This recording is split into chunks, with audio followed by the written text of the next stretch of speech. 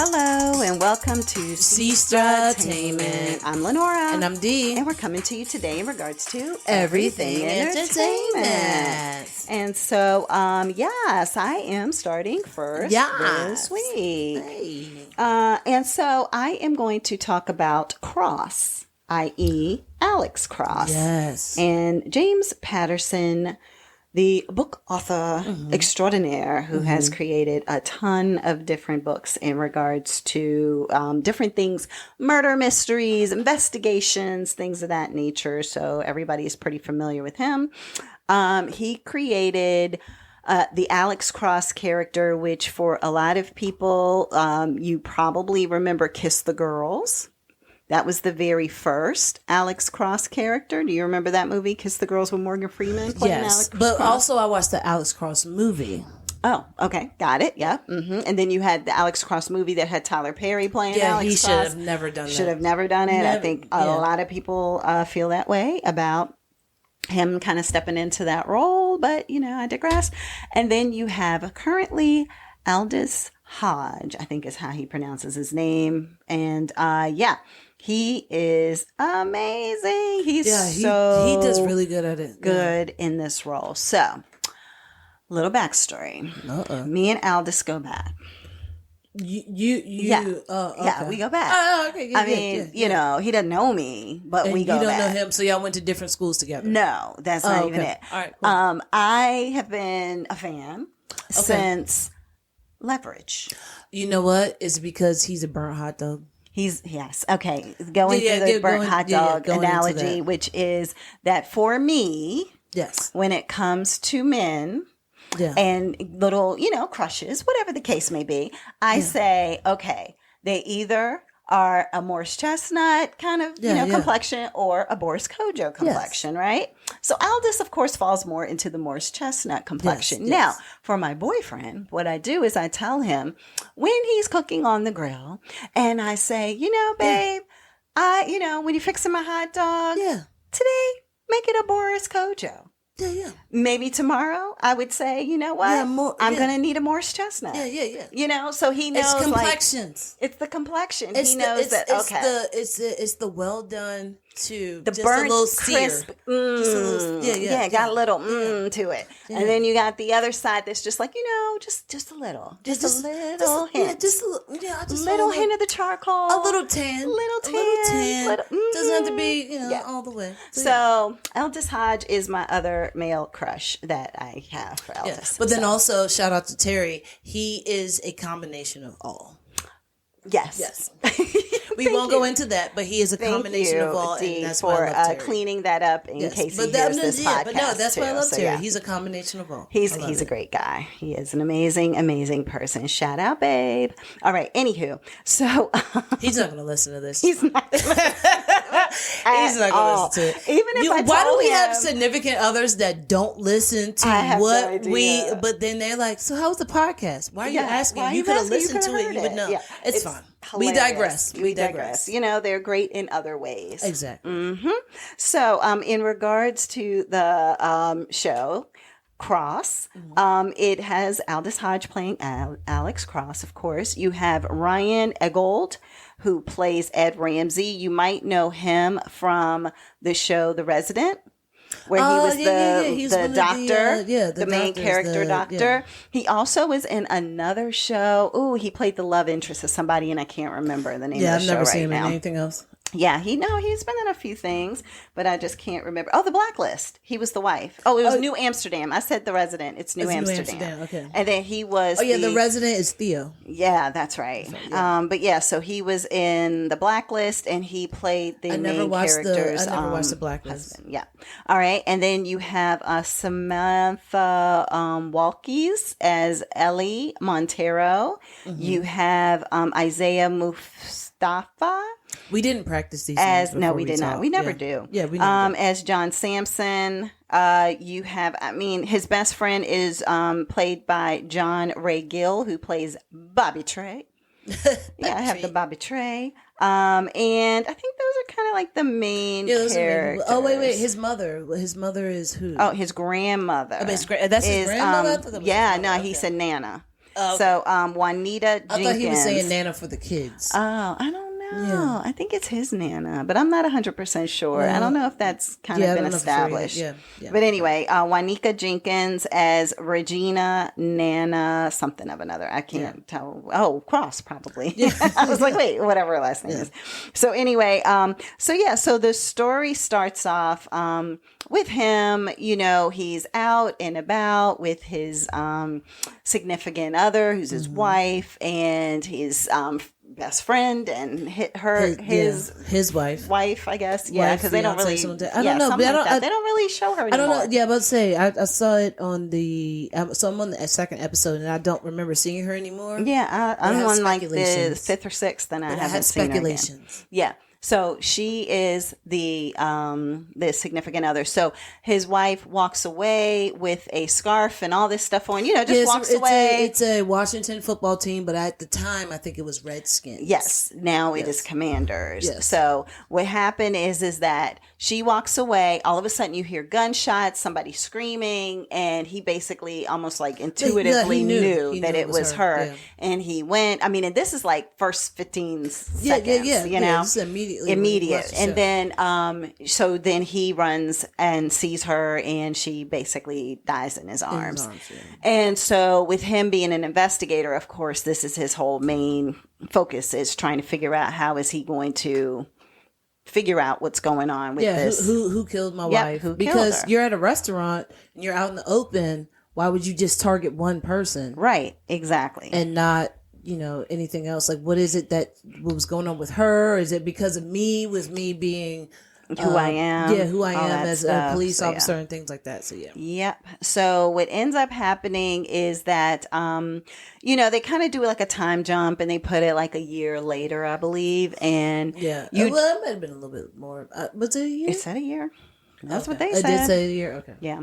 So what ends up happening is you then see kind of how Alex Cross works. So basically they have where somebody's getting interrogated, and you see the other person getting really flustered with this like white supremacist person talking to this African American cop, and like, blah, blah, blah. And just saying the most inappropriate things. Boy. Yeah, get your boy in check. And so then they put Alex Cross in there, and he just, isn't unfazed. He, handles himself accordingly. And then lo and behold, he works it out with this guy to the point that the guy looks like he's shaking in his boots. He gets in his head. Right. So how the suspect was getting in the police officer's head, he flips it. And him as the detective gets in that suspect's head. Exactly. And so what the premise of the show is about, it is a show, I think it's 8 or 10 episodes. I can't remember. I think it's 8 episodes. Yes, 8 episodes. Yep. Yeah. And so, but the premise of the show is that there is someone who is going around, and again, this isn't a spoiler because you figure this out like in the first 10 minutes. Yeah,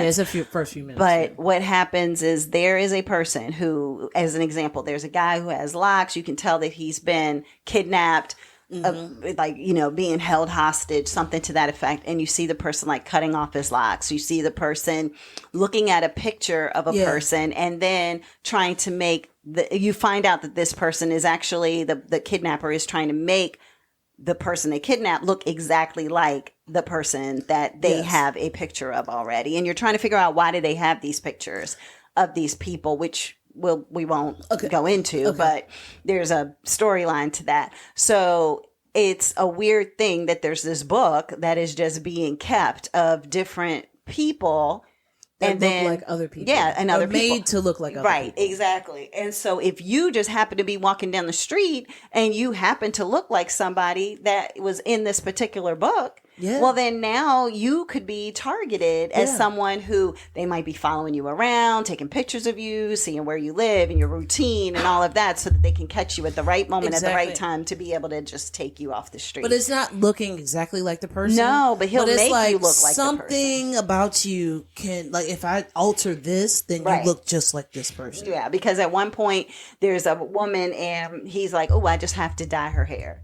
Yeah, and then I have to give her more food because she's too skinny. Yeah, she needs to gain some weight and eat. She needs a fuller face. She needs all that. Yeah. So those kind of things. So basically, Alex is a person who can go a little rogue from time to time. So you find that his best friend is a little bit trying to reel him in. But Alex is also extremely bitter still because of the passing of his wife. Yes. He does have a friend, a female friend that he is spending time with, but you can tell there's just, it's not the same. He's not ready. He's not ready. He's not ready. And she's like, okay, take your time. Yep, take your time. And so, how are you know this much from 2 episodes? Because the second episode talks about all that. Oh my God. Yeah, that's what I'm saying. Like, I'm literally on like the last 15 minutes of the second episode. Of the second episode. Okay, got it. All right. So if you talk about something, I'd be like, yeah, I haven't seen that. yeah. So what ends up happening is that you get into this scenario where Alex is trying to figure out who is the person who is doing all of this to people in the community.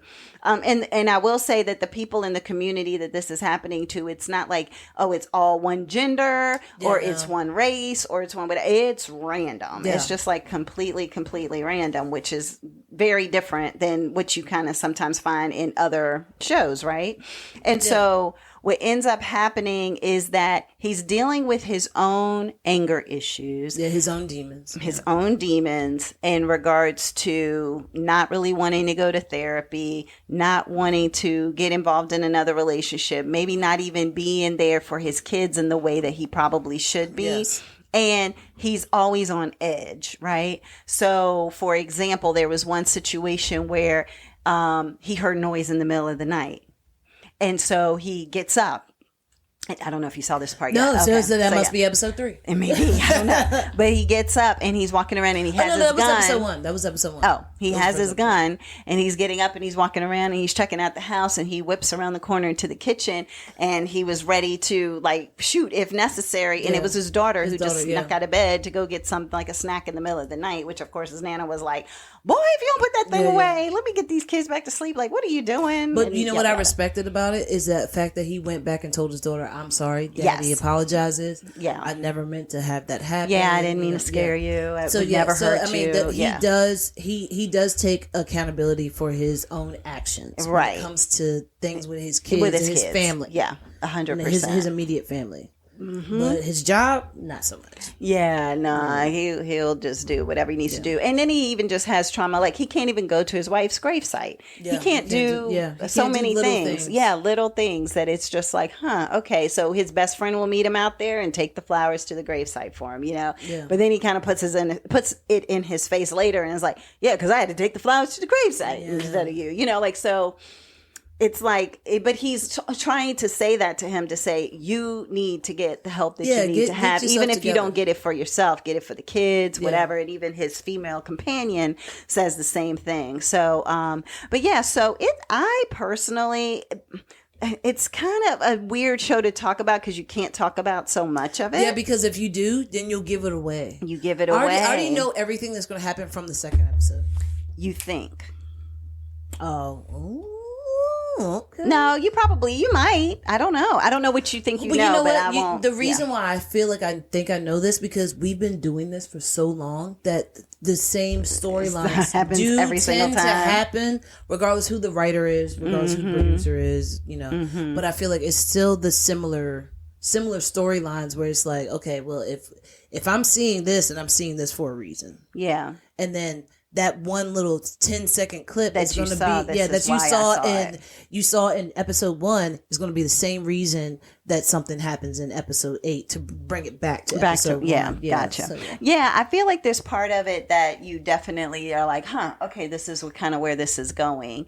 And then I think that there could be some additional twists or turns. I heard that the way that it ends, because I'm not there quite yet, is such that it will allow for another season. From what I understand, it's been doing phenomenal. So I think it's getting ready to get picked up for another season. I also was looking at the Tickety Talk, and I was seeing that somebody had posted something, or maybe it was Facebook. I can't remember. And long story short, there was a post. It was a post that I'm actually going to read from right here. And there was a lady who had said that if you watch episodes 5 and 6, they were directed by her. Her name is Stacy Muhammad. Hey. And she was saying that it was just an honor, and she was truly so excited and glad to hear that everybody loved to show the show. And then I clicked on her picture and saw her, and she's in like clips with Whoopi Goldberg and different famous people, you know, just like doing her thing and having her director hat on. And, you know, I was like, okay, Stacey, I see you. But anyway, this was something that I wanted to read really quick, and then I'll turn it over to you, from James Patterson, who said that Hollywood, well, this is how the story goes. It says Hollywood offered author James Patterson millions of dollars to change his Alex Cross character into a white character. Thankfully, he resisted and said no. So this is what James Patterson said. He said, here's an interesting thing about Hollywood and the Cross stuff. He said, when I wrote the first Alex Cross book, I didn't have a lot of money, and Hollywood came calling. Knock, knock, knock. They offered 7 figures, and I did not have a lot of money. Mm-hmm. So they said, we just have one slight change, that Alex needs to be a white guy. Complexion for the protection. And I said, F you. He said the actual word. I'm saying F, but I'm reading the whole word on here. Yeah. And it says, it was painful, but I did it. And we did not sell the rights right away. But a few years later, Paramount came and said, and so we did a couple of movies with Morgan Freeman. Not the Alex Cross ones. Okay. And then one of the pieces of the puzzle was that this guy named David Ellison came in with Skydance, whoever that company is. Mm-hmm. David said early on, David's been involved early, and then Amazon got involved, which was great. He said, then I met this person, Ben, and along the way, everything's been terrific. And then obviously Aldous came in at the end, and we decided we're going to move forward with him for this particular one. He said that, what made you say no to making the Alex Cross white? He said, because that wasn't who he was. Yeah. I grew up in a small town, Newburgh, New York. My grandparents had a very small restaurant, and the chef there was a black woman, Laura, and she was having problems with her husband. And my family said, well, just move in with us. So she lived with us for 3 or 4 years. I spent a lot of time with her and her family, and they were great. I liked being with her family more than my own. They were very smart, had great music, great food. I liked to play basketball. Like, he was like, it was just great being with them. He said, and then I would look at Hollywood and see that in those days there was Sidney Poitier. Okay, fine. He's dignified. And then a lot of movies with black people with boom boxes. Really? That's not the experience that I had in Newburgh. So I started writing about this family that I knew in the town, and I knew that one of the things that Ben and I had talked about was the idea that Alex was always going to be the smartest person in the room. Mm-hmm. And that was really why Morgan Freeman wanted to play him originally, because Alex wasn't one of those Shaft kind of guys. Not that there's anything wrong with Shaft, but he solves mysteries in his head. Okay, I like that. Yeah, so this is it's a repost from Margaret Johnson Hodge. Mm-hmm. I don't know if there's any relation to Alex Hodge, but saying that, you know, this is kind of the story from James Patterson about how he created the character based on a person. So now you're trying to tell me I have to turn this person into a white person, but that's not who this person is. So when you said that we would know him from another movie, what was the other movie? You said Kiss the Girls? Who? The creator.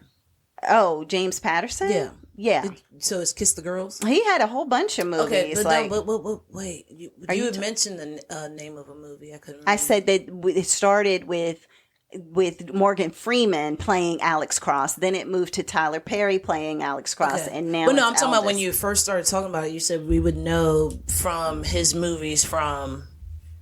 I have no idea what you're I thought you said Kiss the Girls. I don't know. I did say Kiss the Girls. Okay, so yeah, Kiss the Girls is the Morgan Freeman movie? Yes.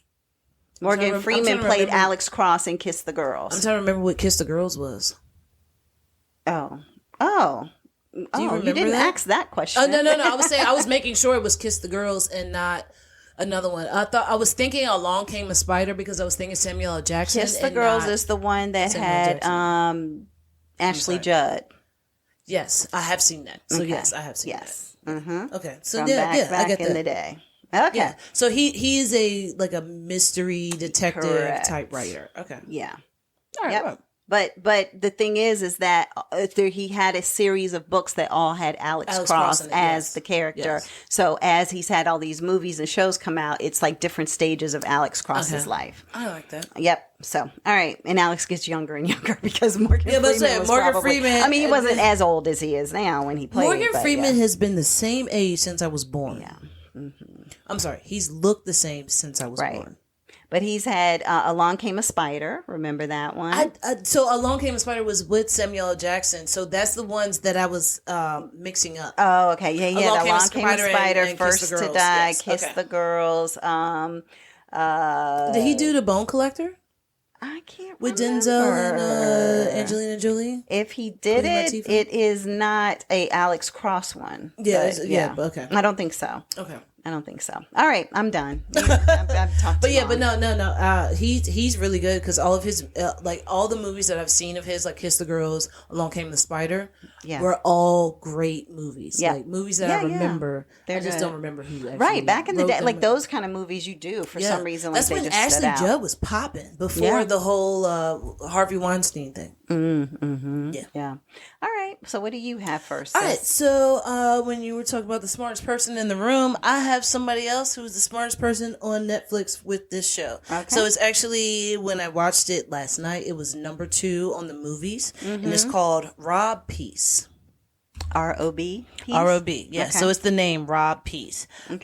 So this is, like I said, it's on Netflix, and it came out this year. It's a 2024 movie. It came out this year. Let me tell you who the cast is. So you have Mary J. Blige Okay. as Jackie Peace, Okay. and then you have I'm gonna mess this up, but I've course. said his name before, but I can't say it right now.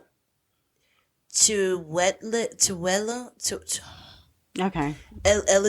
Okay. what's his name? What's his name?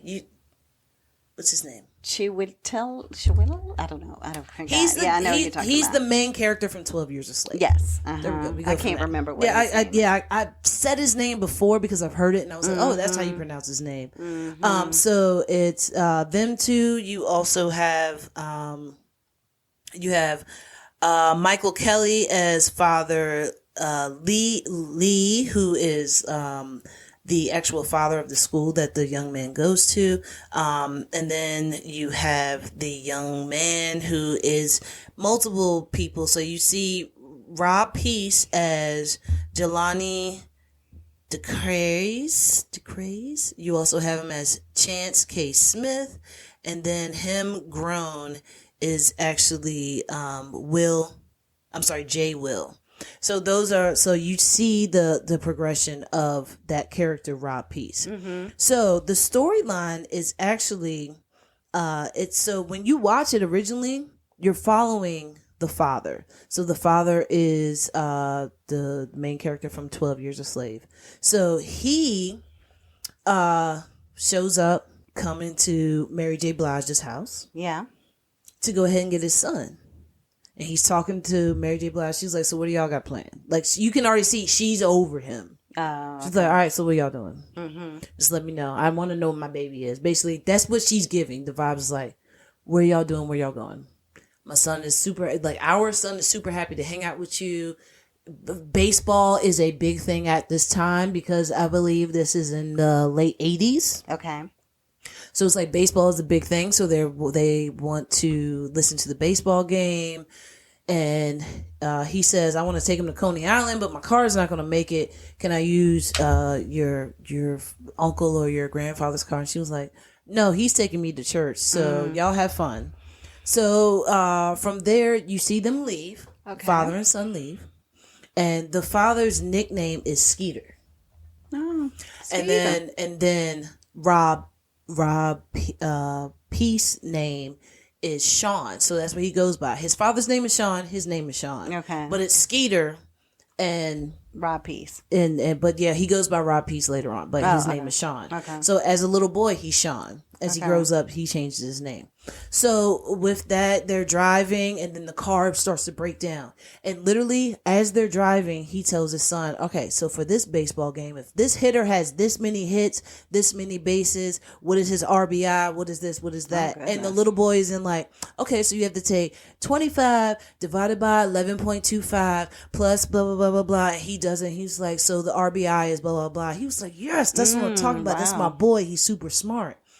And then the car dies and he's like, okay, we got to leave the car here. So we're going to walk to my house. We're not going to go anywhere else. Like he was going to end up, since he couldn't go to Coney Island, he was like, we'll go to the park. Okay. So they didn't make it to the park. The car broke down, but then he says something to his son to make him get out of the car and make it seem like he's angry with him. No, he's actually going to the glove box and he doesn't want his son to see what he gets out of the glove box. Which that could have been done totally different. You could have been like, oh, come on, let's go. And then be like, hold on, wait a second. I got to go back to the car and get something. No, you made your son feel belittled and bad and said, go stand over there. Go stand over there and look that way so you can get the stuff out of your car. Yeah, that's horrible. Stupid. So then they go ahead and walk. They go to where he lives at. It's an old man who's sitting outside in a wheelchair. And they're like, hey, man, what you doing sitting out here? He was like, oh, my asthma is bad because I can't breathe inside the house. The apartment complex is kind of condemned. Oh, no. So he was like, I can't breathe inside. So I'm thinking like it's probably mold or something like that. So he looks at the little boy. He was like, that's our future right there. You going to watch, you going to listen to the game with me? Because he has this little radio that he has in his lap. And they was like, yeah, we're going to listen to the game. So the father calls up to one of his boys and was like, yo, bring some beers down and some lemonade for Sean. And, we're going to all sit down and listen to the game. So they went from the old man sitting by himself. Yeah. To now you have 12 to 14 people sitting all around him and everybody is like listening to the game that this old man has. So two ladies walk out of the apartment complex, which it's kind of like it's like a building that maybe has, let's say, 6 apartments in it. Okay. Like 3 downstairs, 3 upstairs or whatever. So they come down and he's flirting. The father's flirting with the ladies and they're like, you coming with us? And his best friend is like, yo, come on, we going. He's like, no, I got my son. I got to take him home. So the girls leave, but one of their friends walks up. She's like 3 sheets in the wind and they're like, you already started drinking? Like, we've been waiting for you this whole time. She was like, well, I'm here and I'm ready to go. Let's go. So they go ahead and leave. The next thing that happens is you hear arguments, you hear gunshots. So you're looking at the outside of the apartment complex, which actually looks like a big Jersey house. Okay. And you're looking at that and you see the gunshots, you hear the women screaming, and then you see a man run out. But you can't see who that man is because how the camera is set up is down the street. So the house is at the end of a street. Okay. So it's like a T. So where the camera is the bottom part of the T and the house is right there at the top. Yeah. So you can't see who it is. You just see somebody running out really quick and then running down the street. Okay. And then, next thing you know, he's in jail. Well, he's in court. This is the guy who did it. Like, so they were going off of the drunk woman's testimony. Oh, wow. Because her 2 friends were killed that night. Oh. But he stands up and he was like, so you trying to tell me that I'm guilty? He's like, I've only seen this woman that day, and when I saw her, she didn't know the difference between Hanukkah and Halloween. That's how drunk she was. He was like, but I got my 10-year-old son. He's like, as long as I've been locked up waiting for my trial, as long as this has been, which has been a long time. Oh, wow. His mother has been bringing him to me, and I've been talking to him. He was like, so he should not see his father like this. So he's saying all of this stuff. And then the courts are like, all right, well, let's go ahead and get him bailiff. Go ahead and take him back. So, that's the whole thing. So now he's in prison. And it follows his son, Sean, who Mary J. Blige says, look, because he's like maybe 6 years old, because of everything that happened with Skeeter, they know you as Sean around here. No, we're putting you in a private school and you're going to go by your name, Robert. I think his first name is Robert. His middle name is Sean. Okay. So you can go by your name, Robert. So at home, you can be Sean, but outside, you're Robert. Okay. So she was trying to change his whole, his whole mind state of, you're not going to be this murderer's son. Yeah. you're going to be your own entity. Person, yeah. And from there, she put him in a private school. She worked 3 jobs to put this boy in a private school, and he is so smart that he excelled to the point he had straight A's. So at this school, it's called St. Benedict, and at this school where who was it? I said his name, brother Lee, who was the man who is like, I don't even know what he would technically be, but he said, I went to this school when I was younger, and this was an all white school. He said, now I've come back to teach here, and we kept the same things. We kept water polo, we kept fencing, we kept all of these things because of the fact that if you were out in the world, you know football, basketball, soccer, baseball.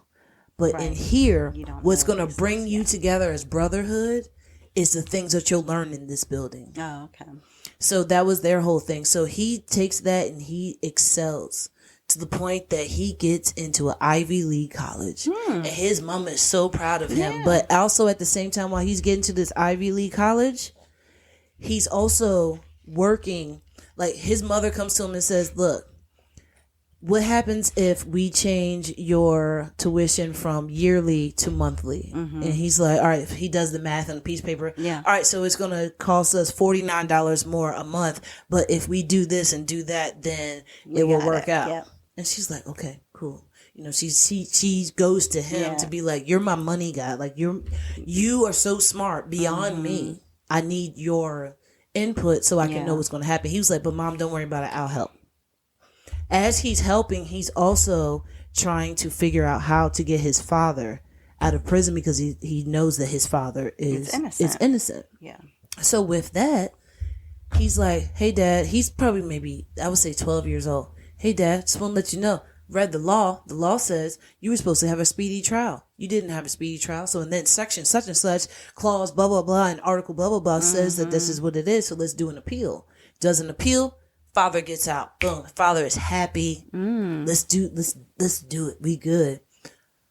But then when the judge says we can go ahead and if the prosecutor wants to set an appeal, you have 30 days that you will be free. You're free to go now. You have 30 days, but if an appeal comes back, you have to come back to prison, and then we'll go ahead and go back through the trial. So with all of this happening, you have what you're thinking, you're going to follow the father. No, you're following the son. And it's the son. Actually, it's all about his life. Him being super smart. Knowing his mother is struggling to make sure he has a better life. He goes to people's house and be like, hey, you got a lot of leaves out here. I got a rake. Me and my friends will go ahead and rake it, like rake all your leaves up for you for this amount of money. Right. So he's getting money. He gets to the point where Mary J. Blige comes home. There's money in the envelope and dinner is ready. And she's she just has this proud look on her face. But then also it's like a proud look, but then it's like, I hate that my son has to do this. It. Yeah. So once the father gets out, then it's Mary J. Blige is like, hey, you're here. So now you got the band back together. So he got his best friend, who is somebody who was like helping him do some illegal stuff. He was like, oh, the band's back together and blah, blah, blah, blah. And she looks at her son. She said, I hope that this is not your new subject that you're studying. Saying that I hope that your father and everything that he's been through is not going to be the new subject that you're studying that's going to stop you from learning for you to succeed. He gets an Ivy League school. What happens? His father's like, well, I mean, it's up to you if you want to go. But I mean, like, you know that I have to go back to prison. And once I go back to prison, you know, you were the one that got me out. So, you know, you promised that you would help me with this. And the whole time, his mother is like, he's going to this Ivy League school. He's not going. So the son was like, so what's the father's deal? What did he just change while he's been in prison? It just it seems like he would want his son to go to an Ivy League school. But so here's the thing. He doesn't want to be in prison. So because he knows how smart his son is, he's using his son to get out. Him out. Okay. And not worrying about his son's life and what's going to happen with his son in the future. He's worrying about himself. He's selfish. He's a narcissist. Okay, got it. So therefore, but you couldn't tell that though from the just beginning. what you were talking about. Because you see him as I'm hanging out with my son, I'm doing this, blah blah blah. So later on, you find out that he's a narcissist. Okay. But you're not telling everything, are you? No. But the way I'm that I feel like we're learning a lot of information. The here. way that everything happens. And the things that the son is doing, the mother's doing, the father's doing, the friends of the father, the friends of the brother. Like, the son is literally in college at an Ivy League school, probably 6 person out of like, it's probably 6 people of color at this Ivy League school. And they all get together and they hang out and they talk about stuff. And it was like, yeah, we need to change this. Like, what do you feel about that? He was like, honestly, I don't care. He said, because my thing is, I want to be here to learn everything that I can to help my community. Right. Okay. I'm not here to change what the school does. I'm here to change what the world does. Oh, okay. So he is so smart beyond his, like, super, super smart. He has an issue with prejudice because he's a kid in the lab with a do-rag on and a baseball cap to the side, baggy clothes, but he knows what he's doing. Right. But because he looks a certain way, people want to put him in a category. Yeah. They want to put him in a box. Exactly. You can't put baby in a corner. Yeah. So with all of this being said, it definitely makes aware on him where you are rooting for him. No, you need to do this. Forget your father. Right. You need to do this. Listen to your mother. Don't do this. So it's you rooting for him, but you not for his knowing success and not knowing if he's going to be not successful. Knowing for sure what he's going to do. Okay. But it is a really great movie. I literally watched 2 seconds of a trailer of the father talking in the courtroom. And I was like, man, this is really good. I wonder if it's about. So that's why you think that it's about the father? No, it's about the son. Okay, gotcha. So it is really, really, really good. Definitely check it out. It is called Rob Peace. It is on Netflix. Definitely something that people should watch. Okay. Like, that's my thing. And I was looking it up. I think his name is Chiwetel. It's Chiwele. Chiwetel. Okay, hold on, because I was playing this thing, Chiwele, and he was like saying that Ejiofor. Yeah, no, it's Ejiofor. Yeah, Ejiofor. Ejiofor is definitely his name, but I mean his last name. But okay, hold on, here it comes. She's gonna say his name. Hold on. Chiwetel Ejiofor. Yes. Yeah. And I've heard it before, but I mean, you know. So you just have to look at it like chew instead of chi with the I. The I throws you off because it's CHIW, but you just think of it as CHEW, Chiwetel. But no, and he's also a great actor, and he does a great job in this. Mary J. Blige is still Mary J. Blige. She don't change. she is. I will tell you this: if there was a movie, Mary J. Blige could be a Cookie was it Lion? Mm-hmm. She could play that part. Okay. Anything that Taraji P. Henson has played, Hood. Anything she could play, they could play better. Yes, any Hood spot that Taraji could play, Mary J. Blige could play better because that was Mary J. Blige's life of being, in the streets and not being out to want to be an actress. Right. She's like, nah, I just want to make this music about all the stuff I've been through. But yeah, it's a great movie. Like I said, check it out. It is called Rob Peace, and it is on Netflix. Okay. And Rob Peace is which person? The father? The Rob Peace is the son. Okay. But when you look at make sure of like who are we talking about? Yeah, but when you look at the thumbnail, it's a picture of the father. Okay. Gotcha. So that's what I'm saying. You're thinking it's about the father, but it's actually about the journey of the son and him dealing with all the stuff with his father, his life, and Okay. Cool. Yeah, check it out. All right. So I have next Twisters. I was going to watch Twisters. Were you? I really was. But then I was like, I'm too tired to watch it. And it's 2 hours long. It is a long movie. 2 hours and 21 minutes. To be exact. Yeah. And I think, but that was with credits and everything. I think without the credits and everything, it was 2 hours and 2 minutes. It was still 2 hours. It's 2 hours. Yep, exactly. All right.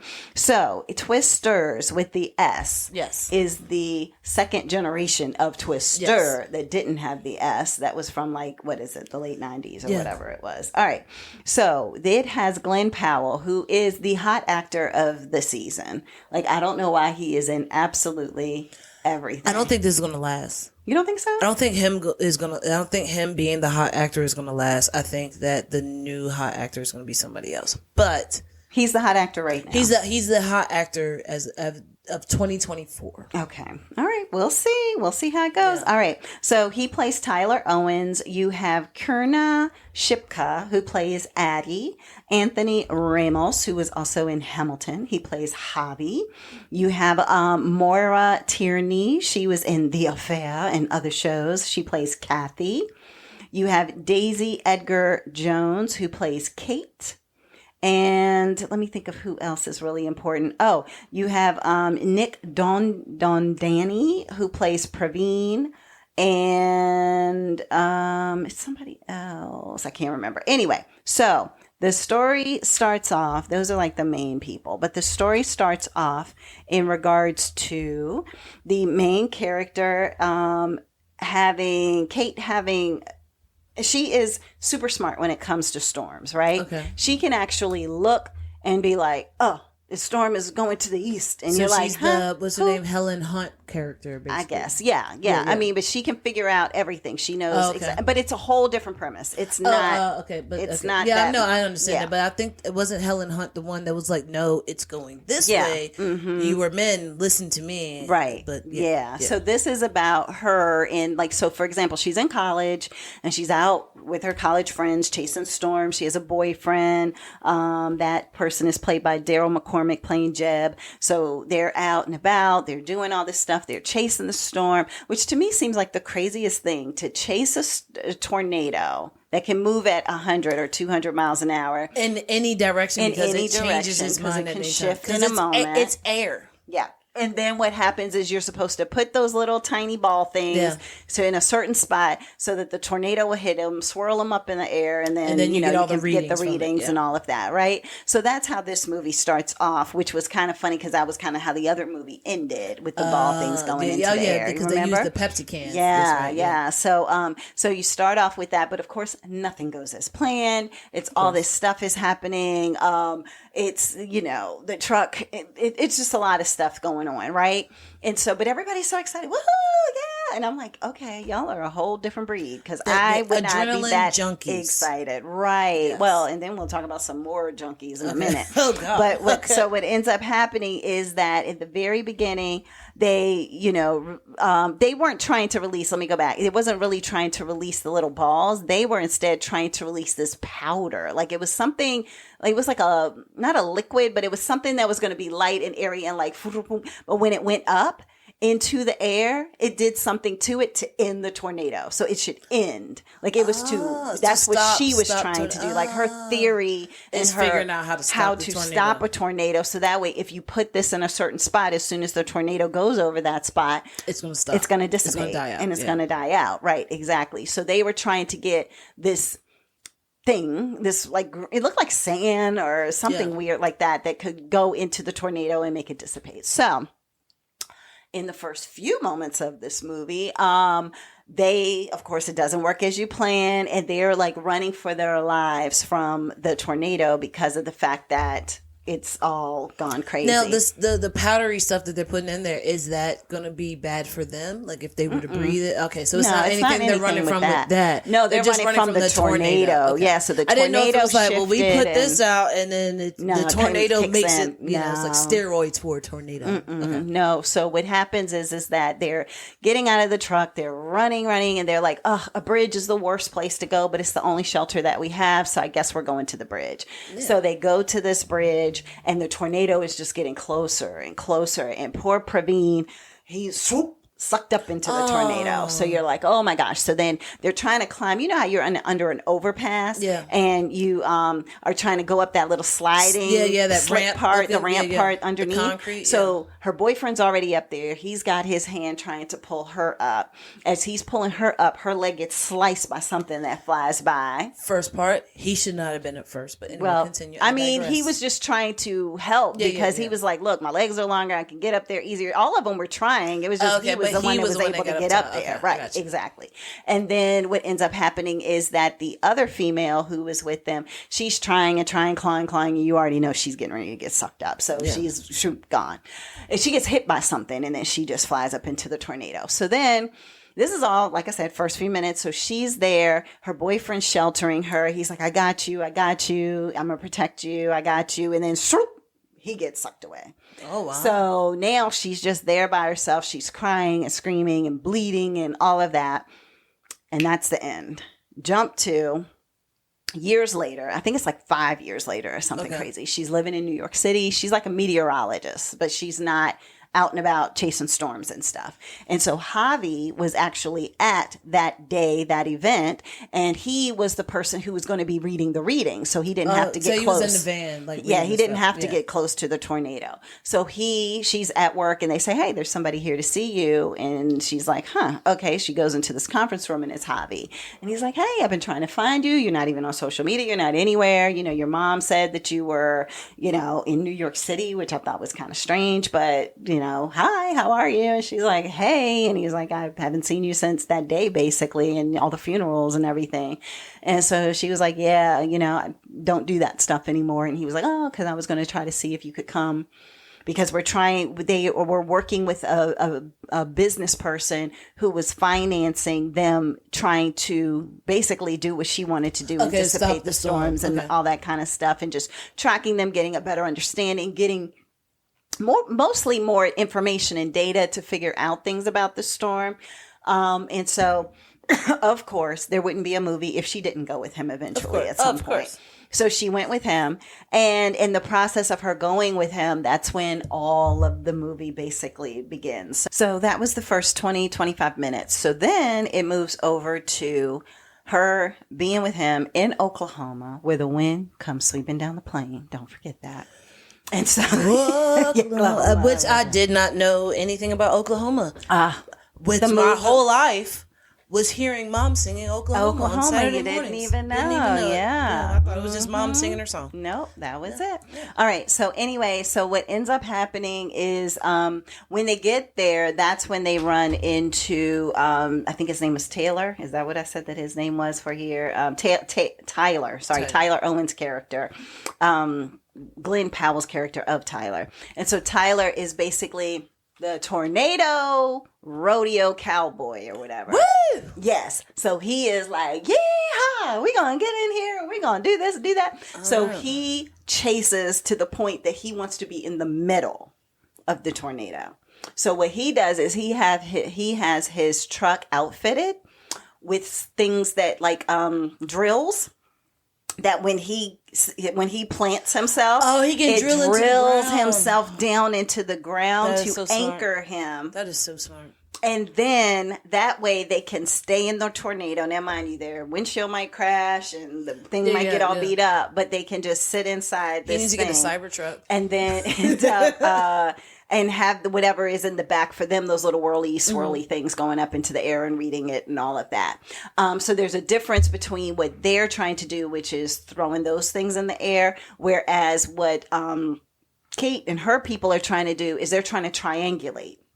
So they're trying to have like, here is a panel that is like a solar panel over here, and then we're trying to be on 3 sides of the tornado. So we're going to go to the east while you go to the west and somebody else goes to the south, and then we're going to triangulate and cover a whole area so that these things talk to each other, figure out the wind patterns, and that instead doesn't have to throw something up in the air. It's just, this is triangulating it. So that's what her group is doing. The other group is sending the little things in the air, and they're getting right into the middle of the storm.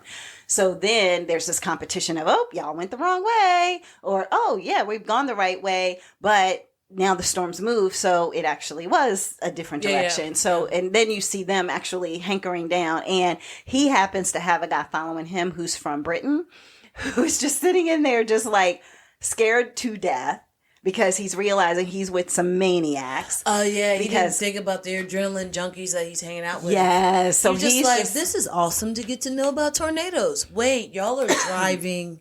Yeah. He's like, wait, you're riding into it. Like, they're like you would think they're going over sand dunes or something. Like he's just flying and the car is going up in the air. I mean, the truck and the guy in the back is just flopping around. And they were like, oh yeah, put on your harnesses. He was like, harness? Wait, nobody told me anything about harnesses. I don't see one back here. You know, and it was like all that kind of stuff going on. So it had some comic moments to it too.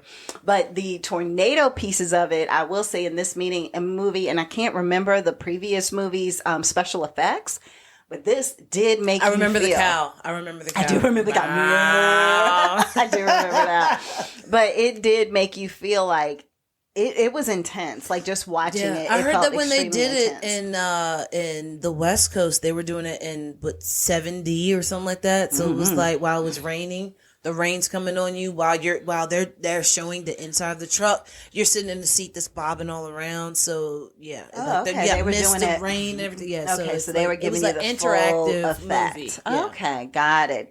Yeah, they do have a theater like that that's out there. So so that was kind of the premise of the movie is the two teams, of course, going against each other, trying to figure out how they can make this work. And oh, by the way, does Kate, kind of continue to engage with the team that's got all the money or the team that's trying to do all the YouTube videos? You know what I mean? Because that's what the other guy, the rodeo, he's selling T-shirts. He's doing all this stuff because he's like, hey, my job is doing this and I get paid off of being on social media. Of course, whereas the other side is like, no, we have investors, like people who are spending some serious money. So one side's ready to go.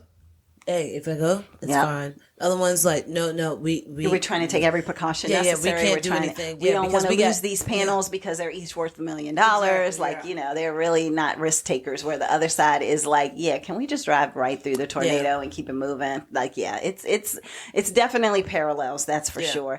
And then you can just see how Kate is so smart about the storms, but nobody, like you were saying, gives her the time of day. Well, her team gives her the time of day because Javi is running her team. If it wasn't for Javi is running her team. If it wasn't for Javi, they would just, all the other guys are like, why are we listening to her? Like, who is she? Blah, blah, blah. Like, but then she's the brains of the whole operation. But she knew everything. Like, it was one situation where she just said, no, you got to go to the east. And he was like, are you sure? All the data says to the west. She was like, it's going to go to the east. And then afterwards, it was like, well, how did you know? And she was like, well, the top of the wheat was doing this. And, it's something like that. She's looking at the little intricate details. Things that the other folks are just like, no, if it's going in that direction, we're going in that direction. Yeah. And so that's how she ends up getting to a place where she does well. But the only problem is that she also has post-traumatic stress disorder from the fact that from her boyfriend and her friends and boyfriend, like everybody, basically passed away because they were helping her with her college project. So therefore it becomes this thing of, can she perform? Even though she's saying, let's go this way. Number one, is she still going to be right? But number two, even when you are you going to be able to do everything you need to do to make sure that the things get released and and that you don't freeze and all that kind of stuff? And if so, is this going to be in enough time? Is it not? Are you going to ever get your act together? Yeah. Actually, when you had said, like, somebody had said something to her to come downstairs, and before you said it was Javi, I was like, did her boyfriend come back from, out of the tornado? Was it her friend? But no, okay, but it was Javi. It was Javi, the separate guy who, was in a different place. So anyway, that's it. It's Twisters. I think it was on Peacock. Yeah, I think it is. I think it's on Peacock. Yeah. And I enjoyed it. I mean, it's a little long, but I will say it was a quick watch. It didn't feel like it was that long. So yeah, and it is. Yep, on Peacock. So there you go, sis. Right. What do you have next? All right, so I got some hot topics. Just a couple to go over. So have you heard about Gisele Pelicot? No. It is a older lady who her husband was drugging her at night and putting a thing out on the black web that says, I can't remember what the name of it was. He was drugging her. He was drugging his wife. She would go to sleep.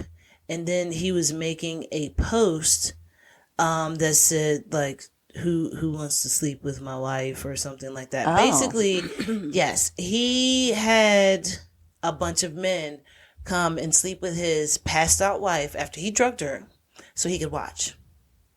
Yes. What? So there are 50. And there were men who were willing to sleep with a woman who's completely passed out too? Yes. Okay.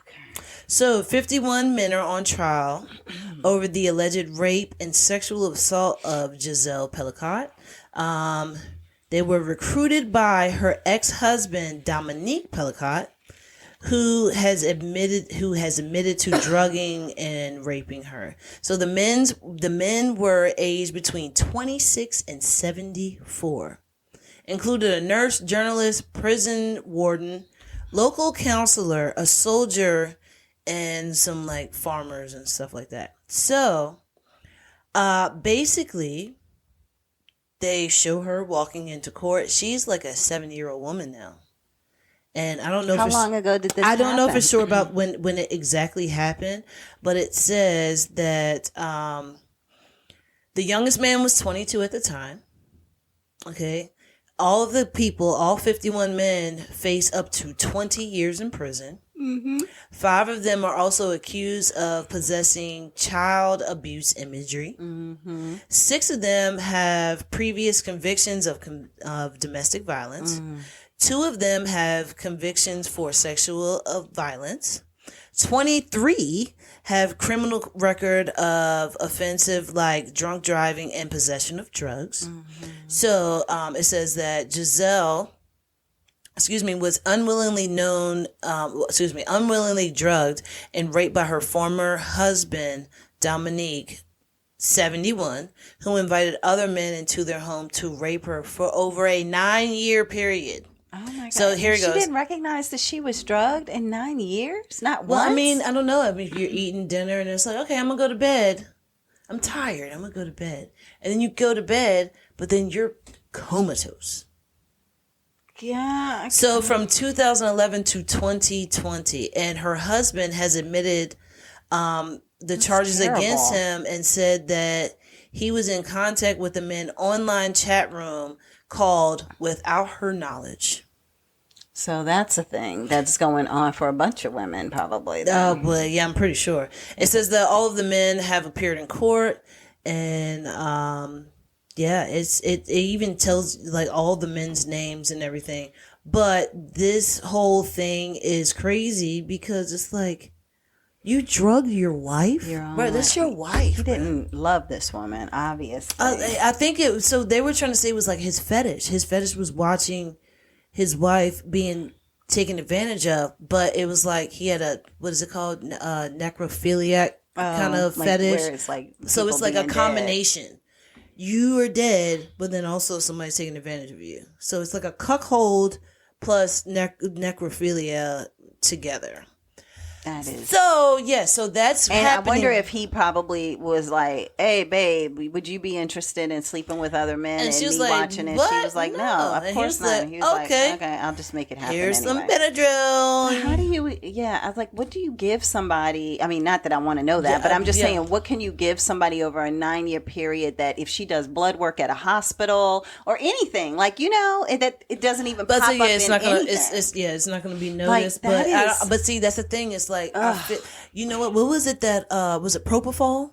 Yeah. Is what Michael Jackson had? Yeah. And they said it was like a light switch. You cut it off. Yeah, you cut it on. off and cut it so on. I wonder if he was giving her But that's something. needle. But that's needle. But I mean, I wonder if it's something that he could just put in her food to make her that happen. It might not be a light switch off. It's probably that, what is that, GH whatever, date rape thing that people, you can do, and I don't know. Yeah, anyway, but GHB is like date rape, so that's more like you're in and out of consciousness. Well, I guess it depends on how much you give. And he probably is like, I know her weight, so I'm just going to do exactly the right amount based on that. And you never know how many times he tried initially and didn't have it right. And she just didn't even know, like, oh, why am I feeling so woozy? And like that wine really got to and then, me but the tonight. whole thing is like, if she feels some type of way on the inside, he can be like, oh, we had a great night last night. Oh my god. You don't remember? Yes. Yeah. So that, choose the bear. Choose the bear. I don't have any idea. You don't know anything about that? No. It's like, so there was a thing on social media, and it was, if you were alone in the wilderness, what would you rather be alone with? A bear or a man? Oh, so you're saying choose the bear. Choose the bear.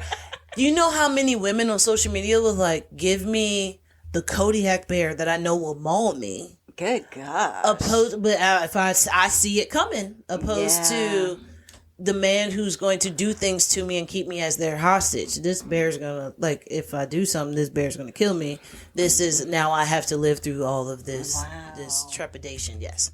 Another thing that is happening is the KKK are back in business full time. Okay. So let's talk about this. This is actually from NBC Chicago. Okay. Residents in Northwest Indiana woke up to find KKK flyers papered across their lawns, their doorsteps, and their cars. The Trinity White Knights of the Ku Klux Klan have claimed responsibility for the flyers, saying they're merely informative. The flyers advise undocumented immigrants to leave the country before Inauguration Day or face deportation. The flyers were distributed in Valparaiso, Michigan City, South Bend, and several other Indiana communities, including outside of Indianapolis. I just want to say this. Send that to Toby. That's her hometown. Oh yeah. One of those is one of her hometowns. But go ahead. Say what you were going to say. All right, so I just want to say this. I've seen a lot of T-shirts that are made that are like, because this is who you put in office. Mm-hmm. Don't think that I'm just gonna let this fly. I have no idea what you're It's like say. A gist. So it's basically like, just because your president is okay with the racism and the prejudice and the like sexism and everything that's going on, don't bring that over here. Okay. Try Jesus, don't try me, because I throw hands. It's basically what the shirt says. Try Jesus, don't try me, because I throw hands. But that's not actually what it says.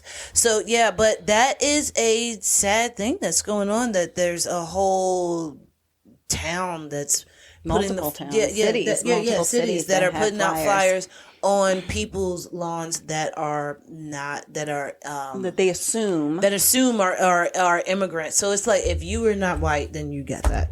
Yeah, you're getting it because we assume that you will probably be deported, so you might as well leave now before Inauguration Day. All right, so my last thing that I want to talk about really quick, it's a two-part thing. One, Jake Paul, Tyson fight. That whole fight. Tyson, don't fight no more. You're old. Don't do it. Your legs wasn't moving like they supposed to.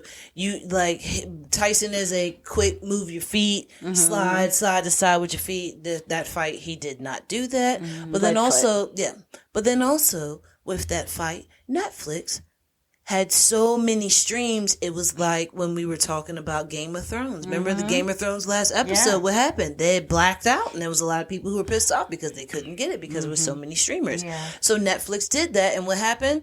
Now all over social media, this is me trying to load such and such on Netflix, and then it's just the wheel of death that's just spinning around. So it is now said that Beyonce is set to perform the halftime of the Ravens-Texans game on Christmas Day on Netflix. Oh, nobody cares. Well, no, I'm just. But this is the thing. Now it's still a running joke about Netflix. Netflix, I understand what you did to Tyson and Jake Paul, but you cannot do this to Beyonce. The Hive is outside being like, don't you dare. It is not going to be that many people that are going to crash the system for Beyonce. I mean, no, I'm saying, because think of it this way. For the women who want to watch it, okay, fine. The men are going to go get burgers or fries or no, they're still going to watch Beyonce, because Beyonce, when she performs, she barely wears any clothes. They don't care about that. I mean, I'm not saying all men don't care about that. I'm just saying that some will, some won't. But they'll have their burgers and fries while they're standing there eating it, looking at the TV and watching the wheel of death spin around. I don't know. But I think that fight was something that had been talked about forever. I think it is something that nobody had seen Tyson since the 90s. That's true. So everybody was just like, oh my gosh, Tyson. But then also nobody likes Jake Paul. So everybody right, Jake exactly. So it was like all these things, because I think they said it was 44 million people or 47 million people that watched that fight, which they said is the highest rated fight ever, even when there was fights that were really important. Streamed. So not like when people would watch so fights. It's like pay-per-view. That doesn't count. Streamed is something different, because how many fights are streamed? Right. Well, I mean, there's no live fights that are streamed, so that's going to be the Guinness Book of World Records, because there are no fights that are streamed. Yeah. So now it's going to be a streamed concert, but it's a lot of people that are just like, look, I don't want to see Okay. It's too much. I can't. I can't take anymore. That is a thing that's happening, and a lot of people are like, "Yo, don't mess this up," like because people had so much high anticipation for the Tyson Jake Paul fight. Yeah, and it's like, look, learn your lesson from this. So then that way it doesn't happen anymore. If you know that... maybe they can fix their system so it doesn't crash. So that's what a lot of people are saying. Yeah. And a lot of people are just like, Netflix, if y'all don't get it together, the Beehive is so tough that they'll be like, everybody delete Netflix, and now Netflix is now gone from... I need their stock to drop again because I bought some of it when it was around $200, and now I'm making bank. Well, it might be I'm 50 making cent. bank. It might be 55 I need it to cent. drop again so that I can start. If they don't show Beyonce, like the Hive wants to see Beyonce, it might drop down more. Got it. All right. So that's just my little hot topics. All right. Well, that is it for this week's episode of Sestra-Tainment. I hope that everybody has an amazing rest of their week. Absolutely. Enjoy. Have a wonderful time this week. Take care of yourself and each other. Absolutely. Bye. Bye.